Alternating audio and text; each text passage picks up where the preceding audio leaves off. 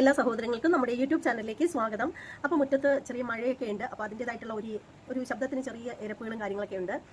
അപ്പോൾ സംഭവം എന്താണെന്ന് വെച്ചാൽ, ഈ ഒരു വീഡിയോ എന്ന് പറഞ്ഞാൽ നമ്മുടെ ജസ്ന സലീമിൻ്റെ ഒരു വീഡിയോ ആണ് കേട്ടോ. അപ്പോൾ പുള്ളിക്കാരത്തി പറയുന്നതെന്ന് പറഞ്ഞാൽ, പുള്ളിക്കാരത്തി തട്ടം ഉപേക്ഷിച്ചതിൻ്റെ പ്രധാനപ്പെട്ട കാരണം പുള്ളിക്കാരത്തിക്ക് അവരുടെ, അതായത് മതത്തിൽ നിന്നും ഇസ്ലാം വിഭാഗത്തിൽപ്പെട്ട ചില യൂട്യൂബർമാരുടെയൊക്കെ ശല്യമുണ്ട്. അതുപോലെ തന്നെ ഇവർക്ക് പലതരത്തിലും തട്ടം കൊണ്ട് ബുദ്ധിമുട്ടേണ്ടി വന്നിട്ടുണ്ട് എന്നൊക്കെയാണ് ഇവർ പറയുന്നത്. ഇവരുടെ കുഞ്ഞുങ്ങൾക്കും വളരെ ബുദ്ധിമുട്ട് അനുഭവിക്കുന്നു. ഇവർ തലയിൽ തട്ടമിട്ട് നടക്കുന്നത് കൊണ്ട് അതൊക്കെ കൊണ്ട് ഇവർ തട്ടം ഇപ്പോൾ ഉപേക്ഷിച്ചതിൻ്റെ കാരണം അങ്ങനെയാണെന്നാണ് ഇവർ പറയുന്നത്. അതുപോലെ തന്നെ ഇവർ പറയുന്നതെന്ന് പറഞ്ഞാൽ, ഇപ്പോൾ ഹൈന്ദവർക്ക് ഇവരുടെ തലയിൽ തട്ടം കിടക്കുന്നതാണ് ഒരു ബുദ്ധിമുട്ടായിട്ട് വന്നിരിക്കുന്നത്. അപ്പോൾ തട്ടമിട്ട് ജനങ്ങളെ പറ്റിക്കുന്നു എന്നാണ് ഹൈന്ദവർ പറയുന്നത്. അതുകൊണ്ട് തന്നെ ഇവർ തട്ടം ഉപേക്ഷിക്കാൻ പോവുകയാണ് എന്നാണ് ഇവർ പറയുന്നത്. പിന്നെ ഇവർക്ക് എന്ത് മതമാണ്, ഏത് മതമാണ് എന്നൊക്കെയുള്ള കാര്യങ്ങൾ ഇവർ ഇപ്പോൾ തട്ടം ഉപേക്ഷിച്ചു എന്ന് കരുതിയിട്ട് ഇവർ ഹിന്ദു മതമാണോ അല്ലെങ്കിൽ ഇസ്ലാം മതത്തിൽ തന്നെയാണോ എന്നുള്ള കാര്യം ചോദിച്ചു കഴിഞ്ഞാൽ അതേക്കുറിച്ചൊന്നും പറയാൻ അവർക്കൊരു താല്പര്യമില്ല എന്ന് അവർ തുറന്ന് പറയുന്നുണ്ട്. എനിക്കതേക്കുറിച്ചൊന്നും ആരെയും ബോധ്യപ്പെടുത്തേണ്ട ആവശ്യമില്ല എന്ന് അവർ പറയുന്നുണ്ട്. പക്ഷെ നമ്മൾ മനസ്സിലാക്കിയെടുത്തോളം ഈ ഇസ്ലാം എന്ന് പറയുന്ന മതത്തിനുള്ളിൽ ഒരു ചട്ടക്കൂട്ടൊക്കെ ഉണ്ട്. അപ്പോൾ ഇവരുടെ ഓരോ പ്രവൃത്തികളിലും അവിടെ നിന്ന് പുറത്തായി എന്ന് തന്നെയാണ് പല ഉസ്താദുമാരും പറഞ്ഞു കേട്ടത്, സോഷ്യൽ മീഡിയയിലൊക്കെ വന്നിട്ട് പറഞ്ഞു കേട്ടത്. അവർ മാത്രമല്ല, നമ്മുടെ കമന്റ് ബോക്സിൽ തന്നെ പലരും വന്നിട്ട് അങ്ങനെ പറയുന്നുണ്ട്. ജസ്ന ഈ പറയുന്നത് പോലെ ഗുരുവായൂർ ക്ഷേത്രത്തിലൊക്കെ കയറി ഇറങ്ങിയും സംഭവങ്ങളൊക്കെ നടന്ന സമയത്ത് തന്നെ അവർ സ്വമേധയാൽ അവരെ നമ്മുടെ മതത്തിൽ നിന്നും സ്വന്തമായി പുറത്തായി കഴിഞ്ഞു എന്നൊക്കെ പറയുന്ന ആളുകളും ഉണ്ട്. നമുക്ക് അതേക്കുറിച്ച് കൂടുതലായിട്ട് ഒന്നും അറിയില്ല, അതേക്കുറിച്ചൊന്നും ആധികാരികമായിട്ട് പറയാനുള്ള കഴിവുമില്ല നമുക്കൊന്നും. അപ്പോൾ എന്താണെന്ന് വെച്ചാൽ, ഇവർ പറയുന്ന ഒരു കാര്യം എന്ന് പറഞ്ഞാൽ, ഇനി തട്ടമിടാതെ ഇനി ചിത്രം വരയ്ക്കുന്ന സമയത്ത് എന്നെ ആരെങ്കിലും ഇനി ഞാൻ തട്ടമിട്ട് സ്വാധീനിക്കുന്നു എന്ന് ഇനി ആരെങ്കിലും പറയില്ലല്ലോ എന്നാണ് ഇവർ പറയുന്നത്. എൻ്റെ പൊന്നു സഹോദരി, ഇനി എന്തിനാണ് മറ്റുള്ളവർ പറയുക? ഇപ്പോൾ നിങ്ങൾ തട്ടമിട്ട് തന്നെയാണ് കൂടുതൽ ജനങ്ങളുടെ ശ്രദ്ധ കേന്ദ്രീകരിച്ചത് എന്നുള്ളത് വാസ്തവമായിട്ടുള്ള കാര്യമാണ്. ഇപ്പോൾ നിങ്ങളുടെ ഊടായ്പൊക്കെ ജനങ്ങൾ തിരിച്ചറിഞ്ഞു തുടങ്ങി. അതുകൊണ്ട് തന്നെ ഇനിയിപ്പോൾ നിങ്ങൾ തട്ടം ഇട്ടാലും തട്ടം ഇട്ടില്ലെങ്കിലും എല്ലാം കണക്ക് തന്നെയാണ്. ഓക്കെ, അത്രയേ ഉള്ളൂ. പിന്നെ നിങ്ങളെ സപ്പോർട്ട് ചെയ്യാനായിട്ട് കുറേ ആളുകൾ നിങ്ങൾക്കുണ്ട്. അപ്പോൾ നിങ്ങൾ തന്നെ പറഞ്ഞിട്ടുണ്ടല്ലോ, ഇപ്പോൾ എന്താണ്, എന്നെ കുറേ BJP-ക്കാർ അല്ലെങ്കിൽ RSS-കാരാണ് തലയിൽ ചുമന്നുകൊണ്ട് നടക്കുന്നതെന്നാണ് പലരും പറയുന്നത് എന്ന് നിങ്ങൾ തന്നെ പറയുന്നുണ്ട്. അതിൻ്റെ മറുപടി എന്താണെന്ന് വെച്ചാൽ, നിങ്ങൾ തന്നെ പറയുന്നുണ്ട്, നിങ്ങൾക്ക് കുമ്മനം രാജശേഖരൻ എന്ന് പറയുന്ന മനുഷ്യനും സുരേഷ് ഗോപിയും ഒക്കെയാണ് നിങ്ങളുടെ ബെസ്റ്റ് ഫ്രണ്ട് ആയിരുന്നു എന്നൊക്കെ നിങ്ങൾ തന്നെ പറഞ്ഞിട്ടുണ്ട്. അവരുമായിട്ട് നല്ല സൗഹൃദത്തിലായിരുന്നു എന്ന് പറഞ്ഞിട്ടുണ്ട്. അതുപോലെ ഇപ്പോൾ നിങ്ങളുടെ വീട്ടിൻ്റെ ഹൗസ് വാമിംഗ് കഴിഞ്ഞപ്പോഴത്തേക്ക് നിങ്ങൾ തന്നെ പറയുന്നുണ്ട്, കുറച്ചധികം BJP പാർട്ടിയിലുള്ള ആളുകൾ വന്നിട്ടുണ്ടായിരുന്നു. പക്ഷേ പിന്നീട് അതേ ചെല്ലിയൊരു സംസാരം ഉണ്ടാവണ്ട എന്ന് കരുതിയിട്ട് നിങ്ങൾ അവരുടെ ആരുടെ പേര് വെളിപ്പെടുത്തുന്നില്ല എന്നൊക്കെ നിങ്ങളുടെ ചാനലിൽ ഇരുന്നല്ലേ നിങ്ങളല്ലേ പറഞ്ഞത്. അതാരും നമ്മളല്ലല്ലോ പറഞ്ഞത്. അപ്പോൾ എല്ലാം നിങ്ങളുടെ വായിൽ നിന്നും പുറത്ത് വീഴുന്ന കാര്യങ്ങളാണ് ജനങ്ങൾ ഏറ്റു പറയുന്നത്, അല്ലാണ്ട് മറ്റൊന്നുമല്ല. പിന്നെ നിങ്ങളുടെ കുഞ്ഞുങ്ങൾക്ക് ഒരുപാട് ബുദ്ധിമുട്ടുകൾ അനുഭവപ്പെടുന്നു എന്നൊന്നും നിങ്ങൾ പറയുന്നു. ആദ്യം നിങ്ങളൊരു കാര്യം ഓർക്കുക, എനിക്കിപ്പോൾ നിങ്ങളെ ഉപദേശിക്കേണ്ടേ അല്ലെങ്കിൽ നിങ്ങളോട് സംസാരിക്കേണ്ട യാതൊരുവിധ ആവശ്യകതയും ഇല്ല. എന്നാൽ പോലും എനിക്ക് പറയാനുള്ളൊരു കാര്യം എന്ന് വെച്ചാൽ, ഒന്നുകിൽ ഏതെങ്കിലും ഒരു വഞ്ചി ഒരു വള്ളത്തിൽ ചവിട്ടി പോവുക, അല്ലെങ്കിൽ 2 വള്ളത്തിൽ ചവിട്ടി പോകാനായിട്ട് നിന്ന് കഴിഞ്ഞാൽ ലൈഫ് എങ്ങും എത്താതായി പോകും. ഒരു അനിയത്തിയോട് എന്നുള്ള രീതിയിൽ പറയുന്നതാണ്. നിങ്ങൾ എന്നെ ഒത്തിരി അപമാനിച്ചിട്ടുണ്ട്, നിങ്ങൾ എന്നെ ഒത്തിരി പറഞ്ഞിട്ടുണ്ട്. പക്ഷേ അതുകൊണ്ടൊന്നുമല്ല ഞാൻ പറയുന്നത്. ഏറ്റവും ലാസ്റ്റ് നിങ്ങൾ എനിക്കെതിരെ ഹൈക്കോടതിയിൽ പോയി കേസ് ഫയൽ ചെയ്യുന്നു വരെ പറഞ്ഞിട്ടുണ്ട്. ഓക്കെ, പൊയ്ക്കോളൂ. ഇപ്പോഴും ഞാൻ പറയുന്നത് അങ്ങനെ തന്നെയാണ്, പൊയ്ക്കോളൂ. എൻ്റെ ഭാഗത്ത് തെറ്റില്ല എന്ന് ഞാൻ മനസ്സിലാക്കിയിരിക്കുന്നിടത്തോളം കാലം എനിക്ക് നിങ്ങളെ ഭയക്കേണ്ട യാതൊരു കാര്യമില്ല. നിങ്ങൾ പോയാലും കേസ് കൊടുത്താലും ഇനി എന്നെ വധശിക്ഷയ്ക്ക് വിധിച്ചാലും എല്ലാം എനിക്ക് കണക്ക് തന്നെയാണ്. കാര്യം എന്താണെന്ന് വെച്ചാൽ, നമ്മൾ തെറ്റ് ചെയ്തിട്ടില്ലെങ്കിൽ നമ്മൾ ആരെയും ഭയക്കേണ്ട കാര്യമില്ല. കാരണം നിങ്ങൾ എന്നെ പറഞ്ഞിട്ടുള്ളതിൻ്റെ മുഴുവനും പ്രൂഫ് എൻ്റെ കൈവശമുണ്ട്. അതുകൊണ്ട് തന്നെ എനിക്ക് ഒരു പ്രശ്നമില്ല. ഞാൻ നിങ്ങളെ ബോഡി ഷേമിങ് ചെയ്യുകയോ മറ്റൊന്നും ചെയ്തിട്ടില്ല. നിങ്ങളുടെ പ്രവൃത്തികളെ മറ്റുള്ളവർ റിയാക്ട് ചെയ്യുന്നത് പോലെ ഞാനും റിയാക്ട് ചെയ്തിട്ടുണ്ട്, അത്രയേ ഉള്ളൂ. പക്ഷേ രണ്ടും നാലും ചേരില്ലെന്നൊക്കെ കേട്ടിട്ടില്ലേ, അത് തന്നെയാണ് ഇവിടെ സത്യം, അല്ലാണ്ട് വേറൊന്നുമല്ല. അപ്പോൾ അതെന്തെങ്കിലും ആവട്ടെ, നിങ്ങളെൻ്റെ ലിപ്സ്റ്റിക്കിൻ്റെ ഷെയ്ഡ് വരെ പറഞ്ഞ് എന്നെ അധിക്ഷേപിച്ചിട്ടുള്ള സ്ത്രീയാണ്.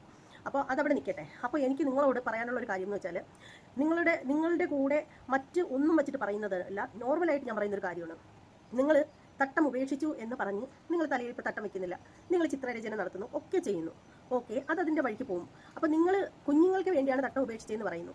ഇപ്പോഴും നിങ്ങൾ ഓർക്കേണ്ട ഒരു കാര്യം, നിങ്ങളുടെ കുഞ്ഞുങ്ങളുടെ പേര് നിങ്ങളുടെ മതവിഭാഗത്തിൽപ്പെടുന്ന പേരാണ്. അല്ലാതെ രാഹുലെന്നോ റാണിയെന്നോ രോഹിതെന്നോ ലക്ഷ്മി എന്നോ അല്ല നിങ്ങളുടെ കുഞ്ഞുങ്ങളുടെ പേര്. അപ്പോൾ നിങ്ങളുടെ വിഭാഗത്തിൽ തന്നെയുള്ള പേരുകളാണ് നിങ്ങളുടെ കുട്ടികൾക്ക് ഉള്ളത്. അതുപോലെ നിങ്ങളുടെ പേരും ജസ്ന സലീം എന്നാണ്, അല്ല ജസ്ന എന്ന് പറഞ്ഞിട്ട് ഗോപാലകൃഷ്ണൻ എന്നുള്ള പേര് പറയുമ്പോൾ നിങ്ങൾ വേറെ രീതി തെറ്റിദ്ധരിക്കേണ്ട. പെട്ടെന്ന് വായിൽ അങ്ങനെ വന്നതുകൊണ്ട് പറഞ്ഞു എന്നേ ഉള്ളൂ. ഇപ്പോൾ ജസ്ന എന്നുള്ള പേരിൻ്റെ അറ്റത്ത് മഹാദേവൻ എന്നോ മഹാവിഷ്ണു എന്നോ ഒന്നും അല്ല നിങ്ങളുടെ പേര്. അപ്പോൾ സലീം എന്ന് തന്നെയാണ് നിങ്ങളുടെ പേര് കിടക്കുന്നത്. നിങ്ങളുടെ ഉമ്മയും ഉപ്പയും നിങ്ങളുടെ മതത്തിൽ തന്നെ വിശ്വസിക്കുന്ന ആളുകളുമാണ്, അല്ലേ?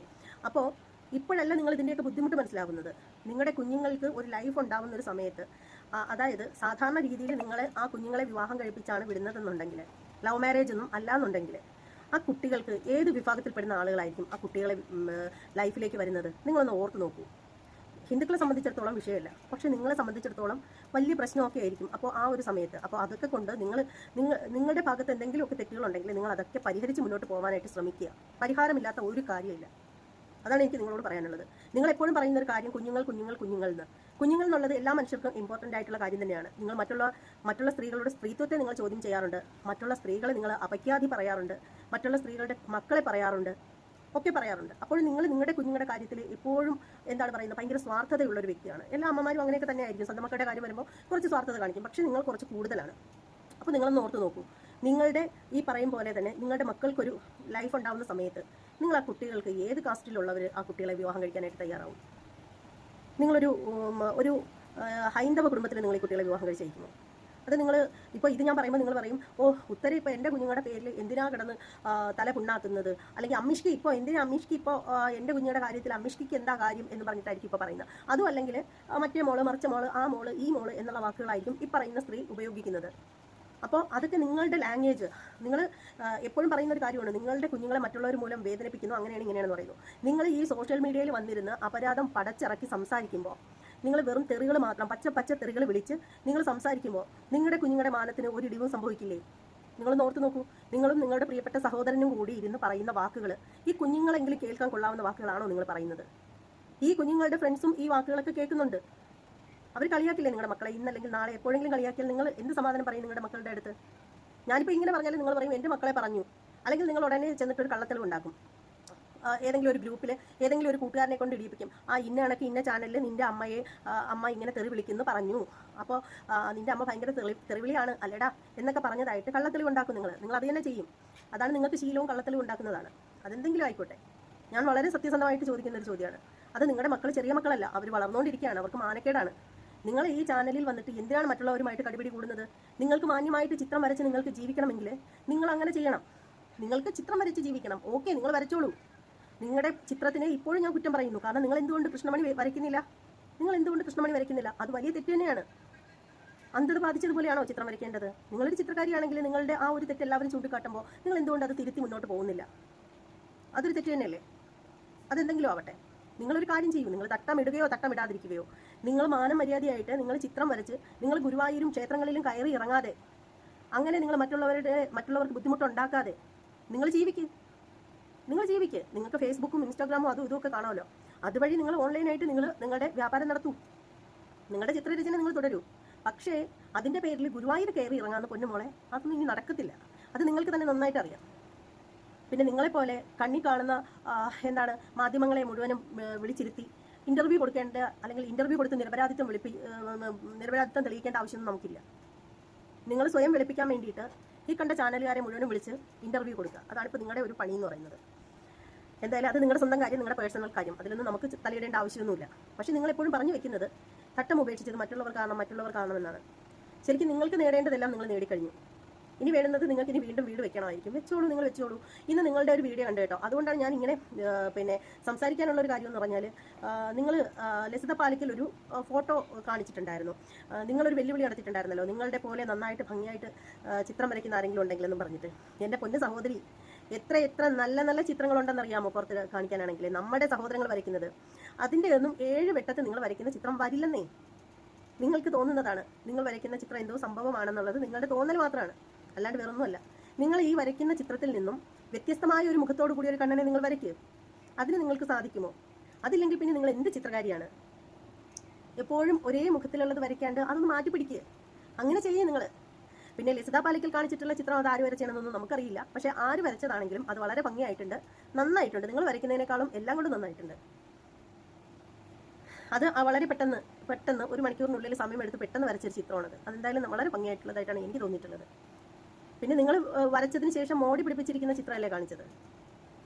എന്തായാലും ഇത്രയൊക്കെയുള്ളൂ പറയാൻ. ഇതിൽ കൂടുതലായിട്ടൊന്നുമില്ല. ഇനി നിങ്ങളോട് എത്ര പറഞ്ഞിട്ടും എന്ത് പറഞ്ഞിട്ടും പ്രത്യേകിച്ച് കാര്യമൊന്നുമില്ലെന്നറിയാം. വെറുതെ പറഞ്ഞതാണ്. എന്തായാലും എൻ്റെ പേരിൽ കേസ് കൊടുക്കാനൊക്കെ ഇരിക്കുകയല്ലേ, ഹൈക്കോടതിയിലേക്ക് കൊടുത്തിട്ടുണ്ടാവും എന്നാണ് തോന്നുന്നത്. കൊടുത്തെങ്കിലും കുഴപ്പമൊന്നുമില്ല കേട്ടോ. എന്തായാലും ഹൈക്കോടതി എന്ന് പറയുന്നത് ഒരാളുടെ മാത്രം കുത്തകയൊന്നുമല്ല. ഇപ്പം നിങ്ങൾ കൊണ്ടുവന്ന് എന്തെങ്കിലും എഴുതി കോറി കൊടുത്തു, അല്ലെങ്കിൽ എന്തെങ്കിലുമൊക്കെ കാട്ടിയെന്ന് പറഞ്ഞ് അത് വിശ്വസിച്ച് എന്നെ പിടിച്ച് അകത്തിടുന്ന ഒരു ഇതൊന്നുമല്ല. ഓക്കെ, അതുകൊണ്ട് എന്നെ പേടിയൊന്നുമില്ല, ഒട്ടും പേടിയില്ല. തെറ്റ് ചെയ്താൽ മാത്രമേ പേടിക്കേണ്ട കാര്യമുള്ളൂ. ഗുരുവായൂർ ഇറങ്ങിക്കയറി പ്രശ്നങ്ങൾ ഇത്രയും ഉണ്ടായിട്ട് നിങ്ങൾക്ക് നേരെ ഒരു അറസ്റ്റ് വാറണ്ട് വന്നിട്ട് നിങ്ങൾ ഇത്ര കൂളായിട്ട് ഇരിക്കുന്നുണ്ടെങ്കിൽ ഒരു തെറ്റും ചെയ്യാത്ത എനിക്ക് പേടിക്കേണ്ട ഒരു ആവശ്യമില്ല. അത്രയേ ഉള്ളൂ.